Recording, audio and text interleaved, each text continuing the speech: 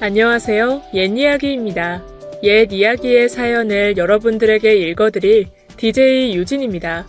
구독과 좋아요는 채널 운영에 큰 힘이 됩니다. 꼭 부탁드리며 저는 여러분들의 댓글도 모두 읽고 있으니 댓글도 많은 참여 부탁드립니다. 그럼 오늘의 사연 바로 시작할게요. 안녕하세요. 저는 경기도에서 아들 부부와 살고 있는 어미입니다. 하나뿐인 아들이라 저에게는 그 누구보다도 곱고 귀하게 키웠죠. 그러다 많이 늦게나마 제가 아들을 한참 잘못 키웠음을 알게 되었어요. 아들이 결혼할 여자라며 며느리를 데려오고 난 이후에야 말이죠. 쭉 자라오면서 워낙 손이 많이 가는 아이였어요. 어릴 적엔 자주 아팠고 어렵게 가진 아이여서 그런지 제가 괜히 모든 투정을 다 받아주기도 했고요. 강하게 키우지를 못했죠. 게다가 워낙 어릴 때 지 애비를 잃어서 홀어머니 손에 키우다 보니 더더욱이 오냐오냐 했던 것 같습니다. 그래도 다들 그렇게 키우겠지, 별반 다를 바 없겠지 생각했습니다. 문제를 일으킨 적도 없고 공부도 꽤나 잘해서 돈 많이 들지 않게 공부시켰어요. 효자였죠. 지 엄마 힘들까봐 학비 한번 내게 한 적이 없었으니까요. 뭐든 보통에 맞추는 아들이었습니다. 남들 대학 갈 때 가고 회사 갈 때쯤 가고 결혼할 시기에 며느리를 데려왔습니다. 그런 아들이 데려온 며느리의 첫인상은 참으로 좋았습니다. 아마 춘향이가 다시 태어난다면 저런 얼굴이겠다 싶게 고왔어요. 품행도 단정하고 외모도 잡티 하나 없이 깔끔한 얼굴에 새하얀 치아에 꼭 한 폭의 그림 같았습니다. 한없이 부족한 아들인데 와줘서 고마웠어요. 아들은 결혼을 위해 모아놓은 돈이 따로 있다면서 제게 걱정할 것 없다 하였어요. 끝까지 효자였습니다. 서울 외곽 쪽에 전세로 집을 마련하고 둘이 살겠다고 하고는 저와는 떨어져서 살았습니다. 제가 먼저 동의했어요. 아무래도 홀어머니를 모시고 사는 것보다는 신혼 부부가 둘이 지낼 시간이 필요하니까요. 아들과 쭉 같이 지냈던 집이 비게 되니 조금 서운하기는 했지만 홀가분하기도 했답니다.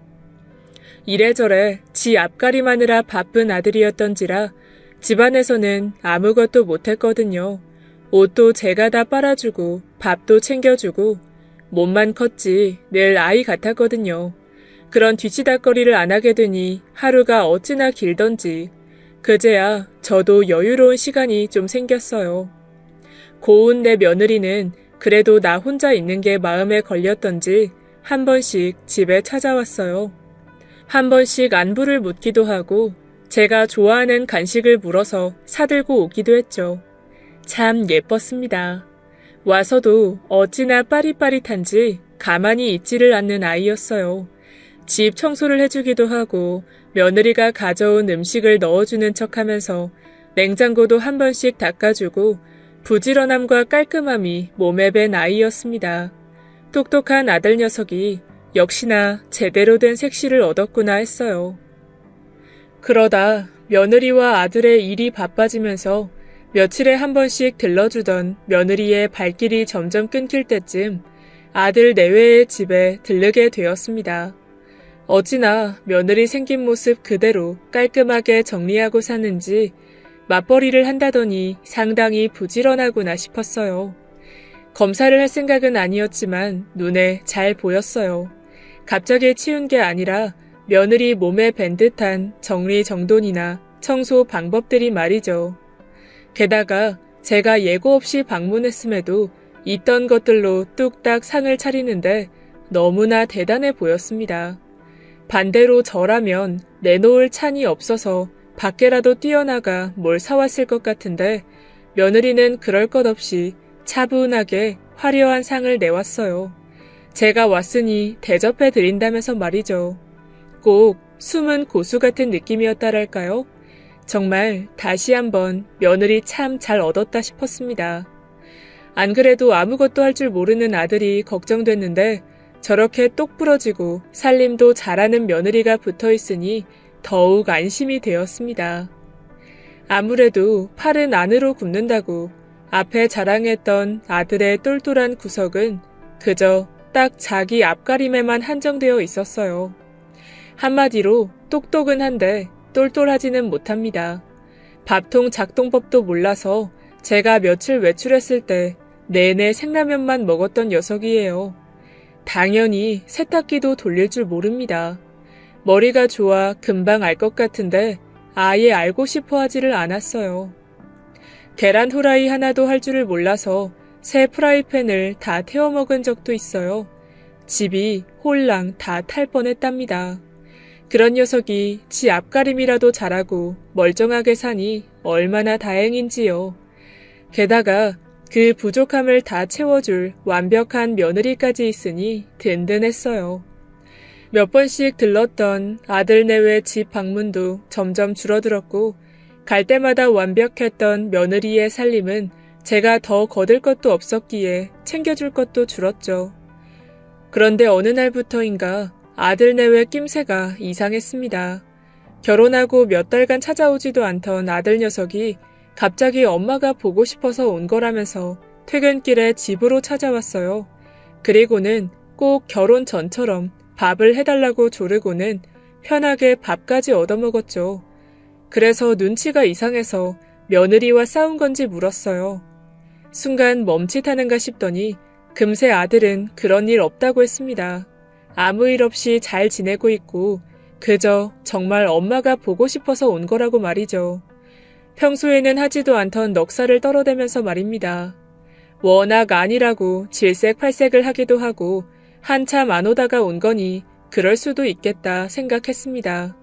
그런데 그날 하루뿐만이 아니라 일주일 내내 집으로 찾아와서는 밥을 먹고 가는 겁니다. 다른 핑계를 돌아가며 대면서 말이죠. 엄마가 해주는 미역국 먹고 싶어서 왔다. 자기 물건을 놓고 간 게 있다. 집 근처 사는 친구를 만나고 들렀다 등등 이유는 가지가지였어요. 그때마다 저는 며느리와 사이가 안 좋은 건지 계속 물었고 말이죠. 늘 돌아오는 대답은 그런 일 없다. 사이에 문제 없다였어요. 그래서 그날은 바로 며느리에게 전화를 해보았죠. 며느리 또한 목소리에 힘이 좀 없긴 했지만 별 문제 없다고만 했습니다. 그러다 아들의 방문이 너무 잦아지자 오랜만에 날을 잡아 아들 집에 다시 들렀어요. 그런데 이전에 왔을 때와는 집안 상태가 많이 달랐습니다. 너무 더러웠어요. 그렇게나 깨끗하던 집이 시궁창이 따로 없더군요. 옷들은 여기저기 널브러져 있고 들어설 때부터 무슨 썩은 내가 나질 않나 반찬을 넣어주려 냉장고 속을 보니 그 썩은 내가 냉장고 안에서부터 나고 있었습니다. 워낙 며느리 일도 바쁘고 아들도 정신이 없어서 그러고 사나 보다 했어요. 그래서 모조리 치워주었습니다. 그런데 치워주면서 보다 보니 집에서 요리를 전혀 안 해먹고 거의 사먹는 듯 했습니다. 일회용 용기들이 많이 나오고 게다가 옷들도 계속 쌓여있다가 한 번씩 세탁소에만 맡기는 것 같더라고요. 한 번씩 세탁기만 돌리면 될 것 같은데 말이죠. 며느리가 처음 봤을 땐 굉장히 깔끔하고 살림을 잘하는 듯 보였는데 아니었나 봅니다. 제가 몇 번 방문할 때만 그런 척한 것 같더라고요. 막 청소 마무리를 지을 즈음 며느리가 들어왔습니다. 굉장히 민망하다는 표정을 지으면서 말이죠. 며느리 혼자 사는 집도 아니고 아들도 같이 사는 거니 왜 치우지 않느냐며 표내지 않았어요. 그저 많이 바쁜가 보구나 하고 지나쳤습니다. 그런데 정말 일이 바쁜지 자세히 보니 며느리가 많이 야위어 있었습니다. 시집올 때도 그리 복스럽게 보이는 느낌은 아니었지만 눈에 띄게 말라 있었어요. 그래서 집도 다 치웠겠다. 밖에 나가서 같이 밥을 먹자고 어색한 분위기도 바꿀 겸 데리고 나왔습니다. 집 근처에 고깃집에 데리고 갔어요. 같이 밥을 먹는데 며느리가 밥을 3공기나 먹는 겁니다. 너무 굶주려 있는 사람처럼 말이죠. 그래서 배도 불렀겠다, 이야기나 들어보자 해서 요즘에 많이 힘든지 물었죠. 아가, 요새 일이 많이 힘들지. 집안일 하면서 일하기는 더 힘들고. 혹시 우리 아들이 힘들게 하니? 속상하게 하는 거 있어? 있으면 말해봐. 내가 혼내줄 테니. 그런데 머뭇머뭇 제게 말을 어려워했어요. 그저 회사 일이 바쁘고 힘들어서 그렇다라고만 아들과 똑같이 이야기를 했습니다. 그래도 환경이 깨끗해야 뭐든 잘 되는 것이니 힘들어도 조금은 치우고 살아야 좋다라고 말해주었고 제 말이 끝나자 잘 먹던 며느리가 수저를 내려놓더군요. 이제 다 먹었다면서 말이에요. 전 그때 제 말이 기분이 나빠서 그런 건 줄 알았습니다. 그리고 얼마 지나지 않아 아들 내외가 아이가 생겼다는 좋은 소식이 들려왔어요. 그래도 사이가 안 좋은 건 아니구나, 다행이다 생각했죠. 며느리는 그 힘들다는 일을 아이 덕에 그만두고 집에서 쉬기로 했고 아들도 한동안은 정말 부부 금슬이 좋아진 건지 제 집에 찾아오지 않았습니다. 역시 손주가 복덩이다 생각했어요. 몇 번씩 며느리 한약이랑 먹을 걸 챙겨주러 들러보니 이전처럼 집안이 깨끗했습니다. 제가 따로 청소해줄 필요 없이 말이죠. 모든 게 그 회사 때문이었구나. 일이 많이 고되긴 했나 보다 했어요. 그러다 기다리던 아이가 태어나고 아들도 아버지가 되었습니다. 그런데 아이가 보고 싶어서 집에 달려가지는 못할 망정 아들은 아이를 낳고 조금 지나서 슬슬 다시 제 집으로 퇴근을 했습니다. 그때는 또 다른 핑계였어요.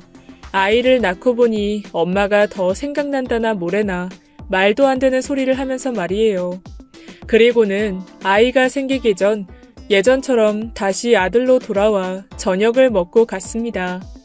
저녁해주는 것쯤 어려운 것 아니니 상관은 없었지만 정말 이상했어요. 꼭 며칠을 굶은 사람처럼 어찌나 잘 먹던지 집안의 묵은 반찬들을 거의 다 비워냈습니다. 그러면서 중간에 한 번씩 민망한지 며느리가 손맛이 좀 부족하다며 맘에도 없는 흉을 보고 역시 엄마 음식이 제일 맛있다며 너스레를 떨었죠. 먹고 있는 아들을 보고 있는데 자세히 보니 와이셔츠가 너무 누랬습니다. 집으로 돌아갈 때 보니 구두도 너무 지저분하고 꼭 밖에서 노숙하는 사람 같았죠. 아들의 방문은 그 후로도 계속 출근 도장을 찍었습니다. 이전처럼 간간히 오는 게 아니라 무조건이었어요. 그래서 저도 모르게 자연스럽게 아들이 올 때쯤 밥상을 차려두고 기다릴 정도였어요. 아들은 밥만 먹고 가는 게 아니라 슬슬 후식도 먹고 더 앉아서는 텔레비전을 한참 보고 앉아서 졸기까지 했습니다. 꼭 집에 갈 생각이 없는 사람처럼 말이죠. 제가 졸고 있는 아들을 깨우면 화들짝 놀라서 그제야 자리를 털고 일어났어요. 그것도 며칠뿐이었고 그마저도 나중에는 아예 침대에서 자더군요.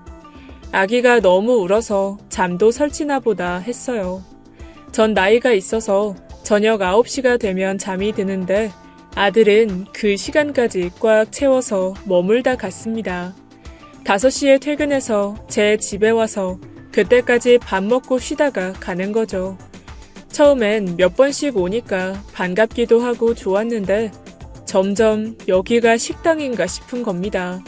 슬슬 저도 밥 차려주기도 귀찮고 짜증이 났어요. 이미 출가한 아들을 여적 밥 차려주고 뒷바라지 해줘야 하는 게 어이도 없었고요. 그래서 어느 날은 아들이 올 때쯤 외출해 버렸습니다. 친구라도 만나러 나갔죠. 그런데 나갔다 들어오니 아들이 냉장고에 반찬을 꺼내 밥을 먹고 그대로 상 위에 둔 채로 소파에 쭈그려 누워 자고 있더군요. 그 모습을 보니 또 안쓰러워졌어요. 오죽하면 이렇게까지 할까 싶어서 말이죠. 그래서 깨워서 보냈습니다. 나중에는 아들이 올 시간에 제가 외출하게 되면 쪽지를 남겨두고 밥을 차려두고 나갔습니다. 그랬더니 밥만 홀랑 먹고 잔뜩 어지른 채로 집에 돌아갔더군요. 늘 그렇듯 소파에서 간식도 먹고 잠도 잤는지 과자 부스러기를 잔뜩 흘린 채로 말이죠. 안 되겠다 싶어서 아들 집에 갔어요.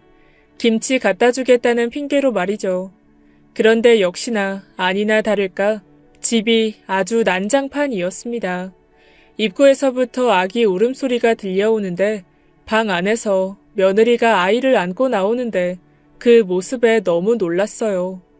아무리 그래도 제 몸 하나는 늘 단정하고 깔끔하게 하고 다니던 며느리가 지저분한 티셔츠에 낡은 몸빼바지 같은 걸 입고는 단정하던 머리가 산발이 되어서는 지친 기색으로 나오는데 이전에 고기를 먹였던 그때보다 더 말라 있었습니다. 아기를 낳으면 원래 좀 살집도 있고 통통한 게 정상인데 말이죠. 게다가 손목 발목이 아픈지 밴드를 두르고 서 있는데 너무 안쓰러웠죠. 절 보는 며느리 눈빛이 이상하게도 원망스러운 듯해 보였어요. 전 외투도 벗지 못하고 들고 온 김치만 내려놓은 채 집 정리를 시작했습니다. 치우다 보니 제 집에서 많이 보던 흔적들이 많더군요.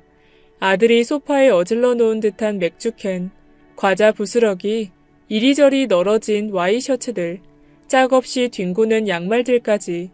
치우다 보니 아기나 며느리가 어질렀을 법한 건 보이지 않았습니다. 대부분이 제 아들이 어질러 놓은 듯 했어요. 게다가 밥상 위 식탁에 널브러진 반찬통들에 말라 비틀어진 밥그릇까지.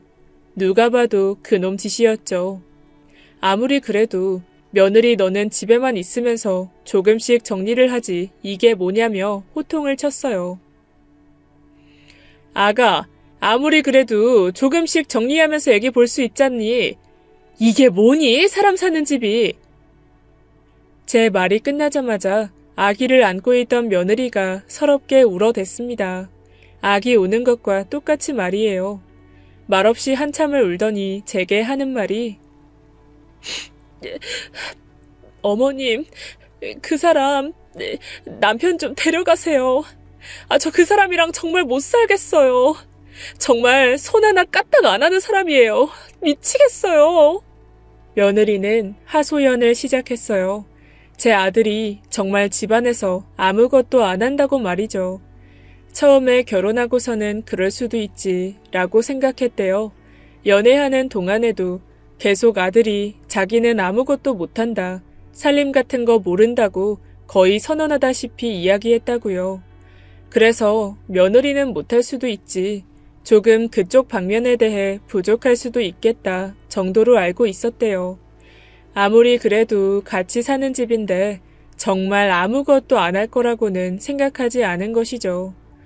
결혼하고서 신발 하나 단정하게 벗어놓지 않고 퇴근하고 들어오면 밥 먹고 그대로 두고, 옷은 옷장도 있고 옷걸이도 버젓이 있는데 소파나 바닥에 그냥 벗어두고, 양말은 한쪽만 벗었다가 방 안에 들어가서 다른 쪽을 벗어놓고 그러더래요.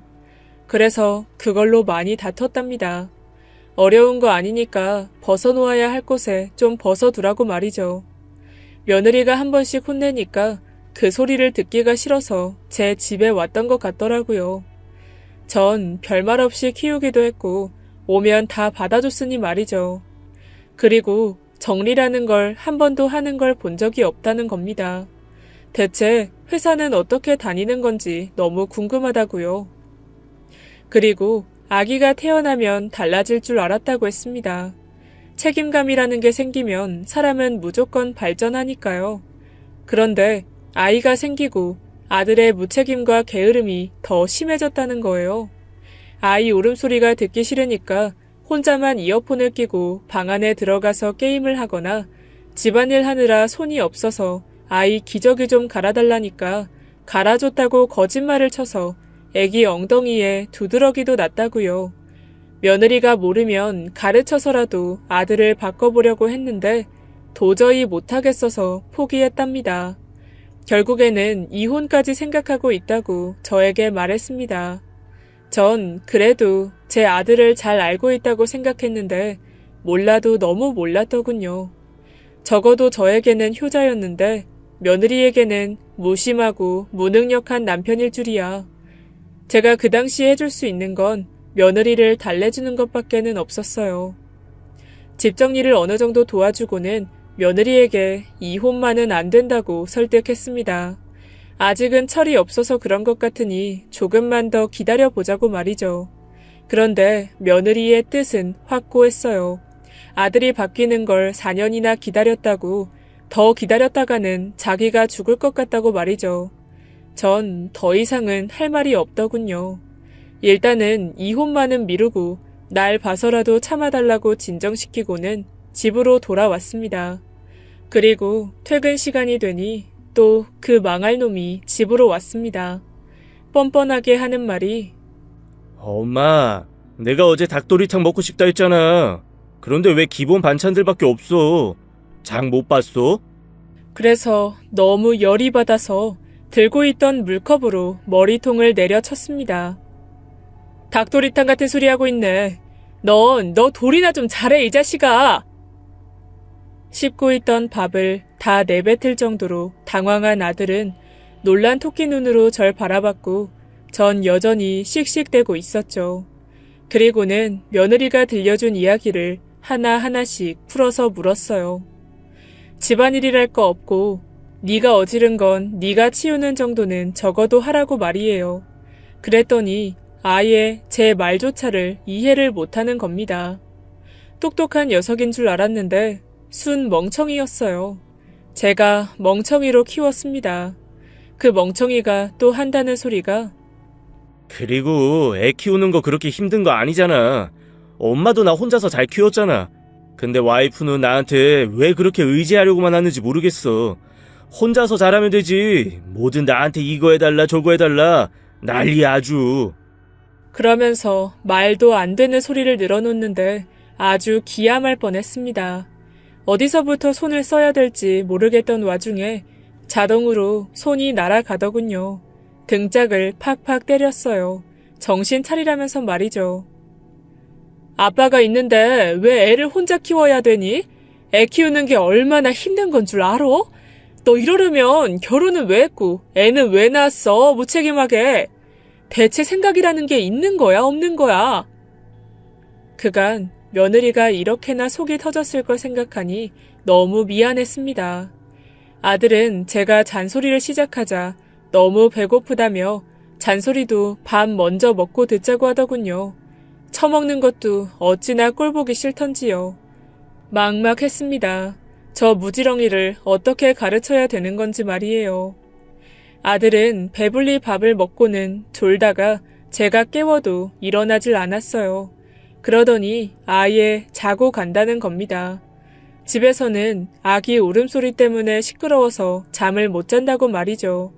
그럼 계속 못 자고 있는 며느리는요.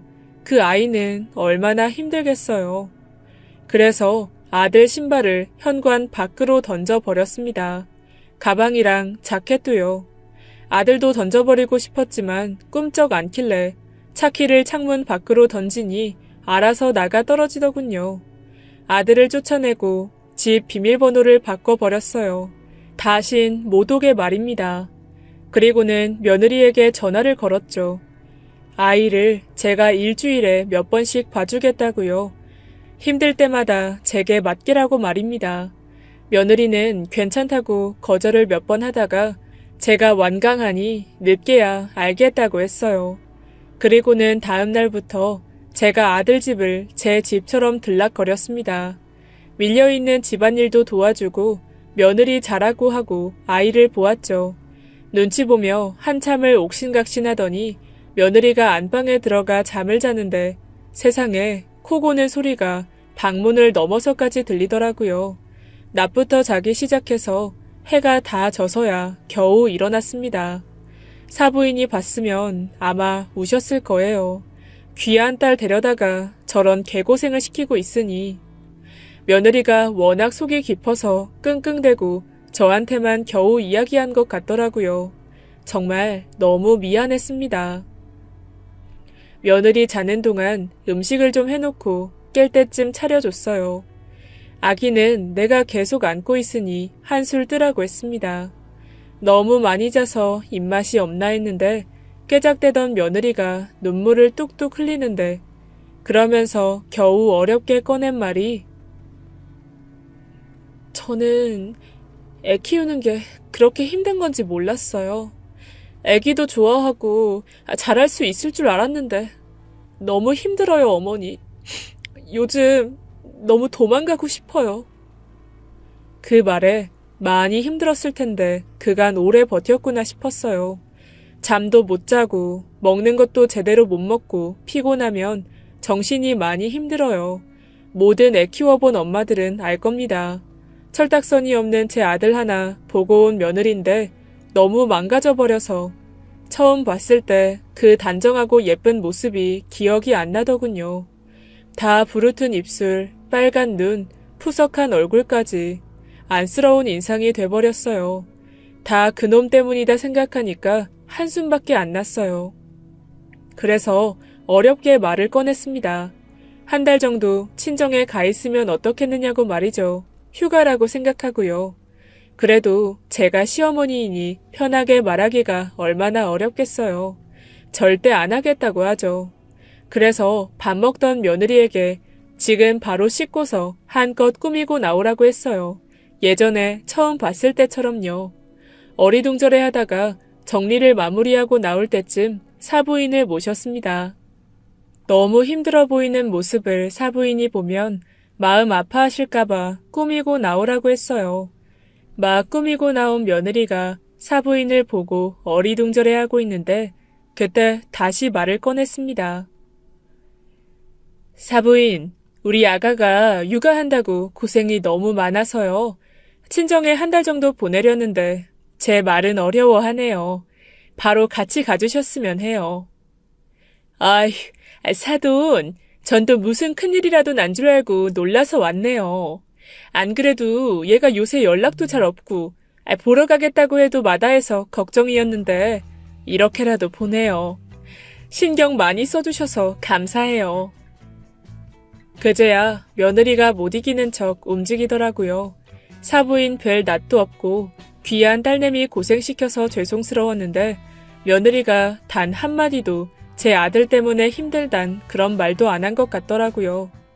사부인과 며느리를 보내면서 꼭 일찍 오지 말고 한 달 꽉 채워서 쉬고 오라고 했습니다. 귓속말로 아들 전화는 절대 받지 말라고 했죠. 그리고는 전 아이를 안고 그놈의 자식을 기다렸습니다. 또 제 집으로 갔는지 밤이 되도록 안 오더군요. 10시쯤이 되어서야 삑삑 다이얼 누르는 소리가 들렸습니다. 슬금슬금 들어오는데 절 보고는 저승사자 본 듯 놀라더군요. 며느리 친정집 갔다? 애도 나한테 맡기고 갔어. 이혼한다더라. 너랑 더 이상 살기 싫대. 무책임하고 자기밖에 몰라서. 그제야 아들이 화들짝 놀라서는 전화통을 붙잡고 계속 며느리에게 전화를 걸더군요. 다행히 며느리는 전화를 꺼두었더라고요. 그러더니 친정으로 찾아가서 데려오겠다는 겁니다. 지금 친정 가면 죽도록 맞을 거라면서 말렸어요. 너 같은 사위 안 반길 거라고 말이죠. 정신 차리고 애나 보라고 안겨줬어요. 그런데 애를 정말 한 번도 안아본 적도 없는지 무슨 인형 안듯이 안는데 기가 막히더군요. 저렇게나 준비가 안 된 놈을 결혼시켰으니 제가 미친 거죠. 제가 아들 집에 계속 있을 거니 퇴근하고 제 집으로 가지 말라고 했습니다. 곧장 무조건 집으로 오라고 말이죠. 그래서 꼼짝없이 아들은 집으로 와야만 했고 퇴근하고 올 때마다 하나씩 가르쳤습니다. 최대한 며느리가 돌아올 한 달 후까지 빨리 살림을 가르쳐야만 했어요. 퇴근하고 오니 역시나 양말을 막 벗어놓고 옷들을 대충 걸쳐놓길래 다시 라고 외쳤습니다. 눈치를 슬슬 보더니 어설프게 제자리에 두더군요. 그리고는 상을 차리는 절 뒤로 하고 밥 다 차릴 때까지 소파에 앉아서 TV를 쳐보길래 이리 와! 하고는 계속 시켰어요. 이거 놓고 저거 놔라, 밥 퍼라. 일일이 다 지시했습니다. 말없이 하기는 하는데 어찌나 야무지질 못한지 밥상을 차리는 게 아니라 바둑을 두는 건 줄 알았습니다. 듬성듬성 대충대충. 아니, 그걸 그렇게 놓으면 어떡해. 밥상을 한두 번 본 것도 아니고 그저 네 입에 쳐넣는 것만 바빴지 아주. 똑바로 해. 계속 소리 지르고 얼마나 등짝을 때렸는지 몰라요. 그리고 그렇게 한번 가르쳤으면 그 다음 날엔 똑바로 해야 되는데 똑같이 대충 옷 벗어놓고 소리를 질러야 밥 차리러 오고 매를 안 들래야 안 될 수가 없었습니다. 우리 며느리가 어찌나 대단한지 그 꼴을 4년이나 버텼다니. 전 4일도 못 버티고 아들한테 애 안겨주고 집으로 와버렸습니다. 화딱지가 너무 나서 도저히 못 버티겠더라고요. 사람은 고쳐서 못 쓴다더니 진짜 맞는 것 같습니다. 제 속으로 낳은 제 새끼인데 도저히 종잡을 수가 없었습니다. 제가 집으로 돌아가니 아들에게 전화가 불이 나듯 오더라고요.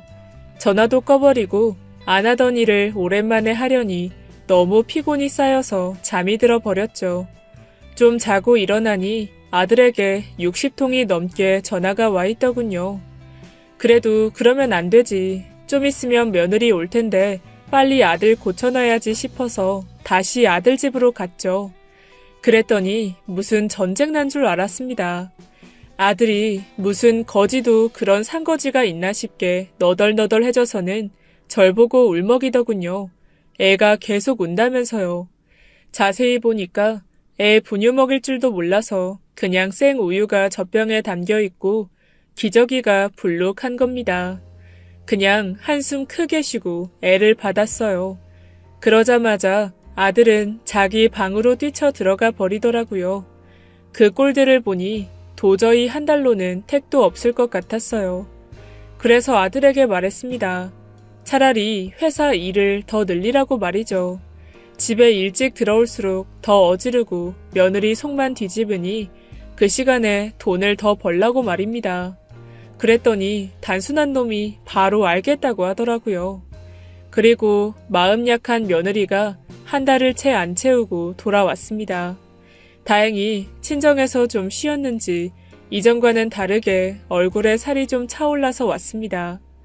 며느리는 마음의 안정을 어느 정도 찾고 나니 아기가 너무 보고 싶어서 눈에 아른거려서 안 되겠다고 서둘러서 왔다고 하더군요. 그리고는 제게 너무 고맙고 미안해하면서 어머니 너무 감사해요. 덕분에 저 정말 푹 쉬었어요. 이젠 진짜 괜찮아요. 괜히 저 때문에 애 보시고 하시느라 고생하셨죠. 며느리는 정말 천사예요, 천사. 제 무지렁이 같은 아들 녀석 뭘 보고 만난 건지 모르겠지만 곁에서 지켜보니 아이 챙기면서 아들도 엄청 챙기더라고요. 전생에 내 아들 엄마였나 싶게 말이죠. 아들은 저와 말했던 것처럼 회사에서 오래 있다가 늦게 왔습니다. 다른 팀 업무까지 맡아서 일한다면서 자랑하듯 이야기를 했어요. 어찌됐건 며느리가 이혼할 마음을 접었고 아들도 차라리 돈을 더 벌어서 보탬을 주겠다고 하니 그런대로 해결됐다 생각하고 전 제 집으로 돌아왔죠. 몇 달간 아들은 코빼기도 비추지 않았고 며느리도 연락이 없었어요. 잘 지내고 있구나 라고 생각했습니다. 그런데 오랜만에 손주가 보고 싶어서 다시 찾은 아들 집은 황폐함 그 자체였습니다. 어지름에도 할당량이라는 게 정해져 있는 건지 아들은 늦게 퇴근하고 집에 늦게 오게 될수록 더 많이 어지른다는 겁니다. 이전에는 그래도 며느리가 깨어있을 때 어지르니 어느 정도 정리가 되었는데 아기와 잠들었을 때 들어와서 난장을 치니 더욱이 감당하기가 어렵다고 말이죠. 집 상태는 포기 상태였어요. 며느리도 치우다 아예 영역을 구분지어 만들어 두었더라고요. 아기 방과 주방은 깨끗했습니다. 그나마 아기 위생 때문에 그쪽은 며느리가 잘 치웠더라고요. 내 새끼는 정말 답이 없구나 라는 답이 나왔습니다. 그래서 며느리에게 제안을 했어요. 한 달로는 어려웠으니 아들이 제정신을 차릴 때 그때까지 저와 함께 사는 것이 어떻겠냐고 말이죠. 그랬더니 바로 며느리가 단숨에 승낙을 했어요. 며느리는 너무 좋다고 말이죠. 아들에게 말할 필요도 없이 집을 합쳤습니다. 제 집이 방이 더 많고 커서 제 집으로 오는 걸로 하고 아들 내외 집을 내놨어요. 그렇게 아들 결혼하고 내보낸 지 5년 만에 살림을 합쳐서 같이 살게 되었습니다. 같이 살아보니 며느리는 정말 깨끗하고 단정하고 바른 아이였습니다. 저랑 같이 살아서가 아니라 몸에 부지런함이 배어있는 아이였던 거죠. 일찍 일어나서 아기 젖먹이고 아들 출근해서 어지른 거 뒤치다꺼리하고 상 차리고 치우고 끊임없이 움직이고 일을 하는데 참 대단했어요. 전 그저 도와주는 데에 불과했습니다. 제 작은 도움이라도 며느리가 너무 고마워했습니다. 그리고 하루에도 몇 번씩 제게 평생 같이 살자는 말을 입에 달고 다녔어요. 그나마 여유 시간이 났다면서 말이죠. 그리고 여유와 함께 다시 일을 하고 싶다고 어렵게 말을 꺼냈습니다. 그렇다고 온전히 제가 집안일을 봐주면서 아이까지 돌보기에는 체력적으로 한계가 있어서 집안일을 해줄 돌보미를 알아보게 되었어요. 그런데 요즘 세상 정말 일하면서 애 키우기가 얼마나 힘들던지 하늘의 별 따기 수준이더군요. 돌보미 월급은 어찌나 비싸던지 벌어서 버리는 꼴이었어요. 며느리는 다시 일할 생각에 기대에 가득 차 있고 사람은 안 구해지고 돈을 더 얹어서 뽑으려고 해도 하려는 사람이 생각보다 너무 없더라고요. 그래서 묘안이 떠올랐습니다. 아들에게 일을 그만두라고 했어요. 며느리가 꽤나 경력과 기술이 필요한 치기 공사여서 아들보다 월급이 더 많았거든요. 이래저래 한 사람 월급 버리는 거 아들 보고 관두라고 했습니다. 아들은 펄쩍 뛰고 난리도 아니었죠. 절대 안 그만두겠다고 말이에요. 그래서 이래저래 옥신각신이 길어지다 보니 며느리에게 우울증이라는 게 생겨버렸습니다. 뭐든 꾹꾹 참고 별말 없던 아이였는데 어느 날 보니 간장을 콜라인 줄 알고 마시는 거예요. 별 맛이 안 느껴져서 몰랐다고 말이죠. 그 모습에 너무 놀랐습니다. 정신을 아예 놓고 다니더라고요. 옆에서 보던 아들도 이건 정말 큰일이구나 싶은 눈치였어요. 그리고 얼마 지나지 않아 포기한 듯이 며느리에게 아들이 일을 시작하라고 넌지시 말했습니다. 당신 뜻대로 해. 내가 그만둘게. 그렇게 하고 싶다는데 해야지 뭐. 집안일은 엄마한테 배워서 어떻게든 해볼게. 자기가 그만두겠다고 말이죠. 기회를 놓칠세라 며느리는 바로 일을 시작했고 아들도 정리되는 대로 바로 일을 그만두었습니다.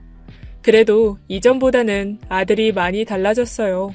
철딱서니 없이 집 어지르고 생각 없이 놀 줄 알았더니 어디서 본 건 있는지 어설프게나마 집안일을 거들기 시작했습니다. 물론 제가 목청 터지게 알려줘야 하긴 했지만요. 점점 나아지더니 적어도 아이는 잘 돌봤어요.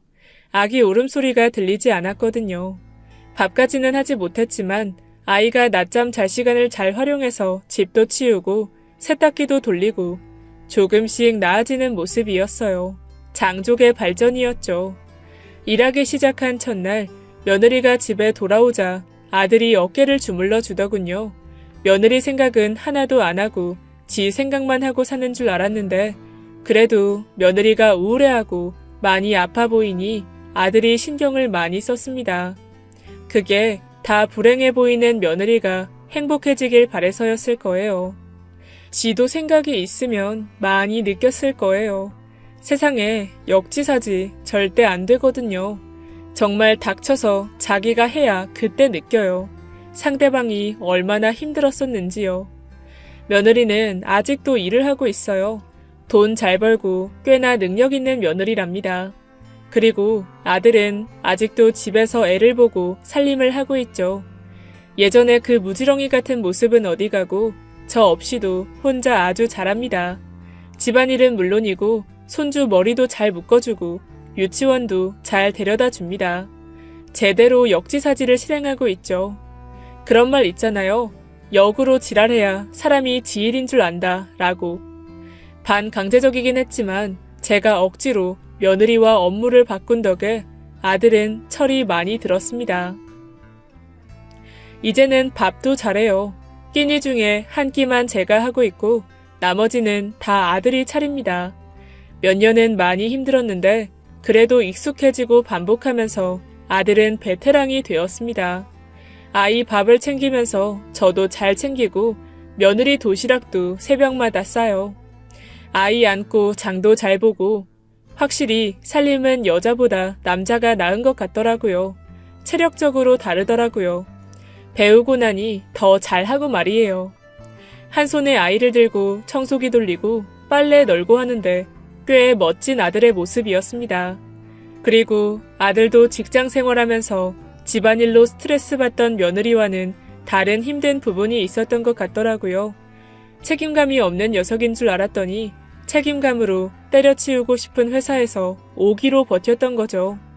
지금은 되려 살림이 자기 적성에 딱 맞는 것 같다면서 좋아합니다. 정말 세상이 많이 바뀐 것 같네요. 저 때와는 천지 차이예요. 뭐가 맞다라는 정답은 없는 것 같습니다. 가장이 바뀐다고 나쁠 건 없을 것 같아요.